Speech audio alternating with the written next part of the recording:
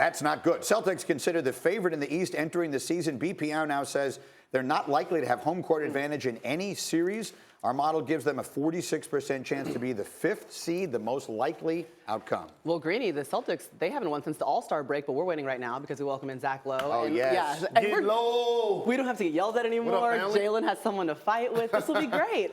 Let's just go back to the comments we hadn't heard in the locker room after the game, because I feel like there's something there that we're missing. And a lot of the words about not being connected mean something for the way the Celtics are playing right now.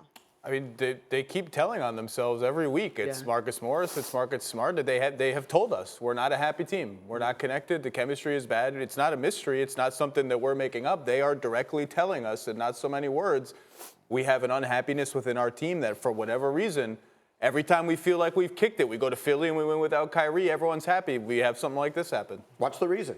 I don't know. I mean, everyone would speculate, and we've all speculated that, you had all these guys rise up last year, and then they have to go back down into more supporting roles this year with Kyrie and Hayward back. And Hayward hasn't found himself yet. He was surging before the All-Star break, did not play well last night, and it's a tricky dynamic, I guess. So here's what happens. When you add a dynamic player like Kyrie Irving, who's already been an All-Star, has already been a champion, you got to allow him to play to his strength. And when he's at his maximum, it's 25 points, around 5 or 6 assists. The Boston Celtics, when they rose under Brad Stevens, starting with Isaiah Thomas, they were a pace and space basketball team. The open man got the shot. They didn't have one player that was so very dominant that they relied on to take over. Al Horford was leading them in assists. And so now you've inverted how they play into now giving the ball to Kyrie and allowing him to do his thing in pick and roll because he's so good in isolation. Now everybody else is stagnant, therefore they're unhappy because they've gotten away from their identity. So, if one were to sit here at this desk, I don't know, a week ago, and suggest, not that he isn't a great player, but that this team is better without Kyrie Irving, and then get yelled at like crazy, maybe he actually had a point. Please Would that be a fair way of looking at it? I wasn't here for that. I got yelled at. I will say this. They like when he sits out.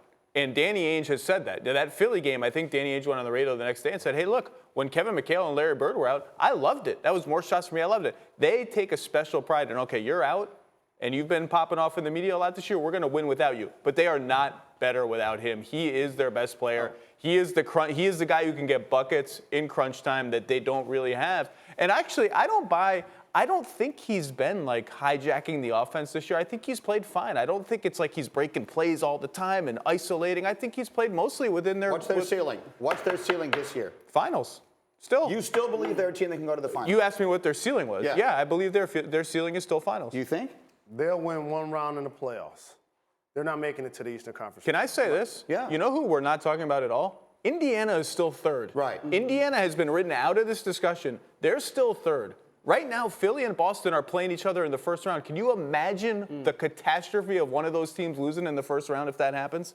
But it's going to happen. I mean, that's what not that Indiana's necessarily going to stay there, but the Celtics, I just want to stay on this for a minute because we're going to come back with Zach all morning long here and get to a few more things. You just told me earlier this morning, this is not reparable. What's going on with the Celtics right now is not reparable. Is that correct? Correct. That's what I'm telling you. And here's why. Like, in team sports, we underestimate cohesion, having a respect for one another, being willing to sacrifice. Everybody has a role, but do you accept it?